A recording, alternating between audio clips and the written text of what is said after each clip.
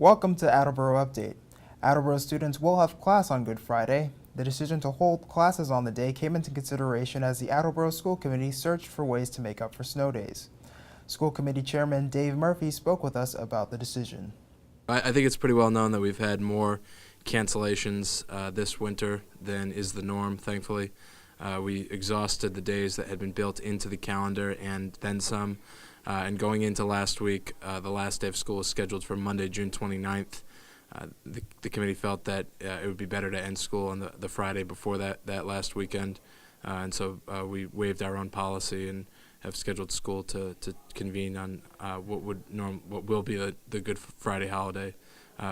Be a half day for students and a full day for staff. I mean, it certainly breaks with tradition, but actually the calendar that had been proposed by the Leadership Advisory Board for the 15-16 school year also included a half day of school on the Good Friday holiday. So I think it's something that as school districts across the country and certainly in Massachusetts have dealt with the need to fulfill the requirements and get as much instructional time into the academic year as possible. I think it's one of several options that we all have to consider. Some of the collective bargaining agreements between some of the unions and the district did have a provision that was related to the Good Friday holiday.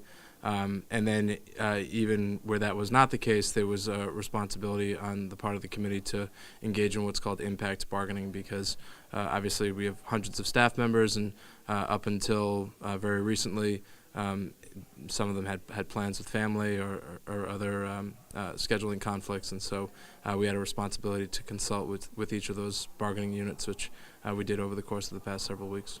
We're grateful for the flexibility that all of those bargaining units showed. So as of today, Monday, March 23rd, the final day of school is scheduled for Friday, June 26th.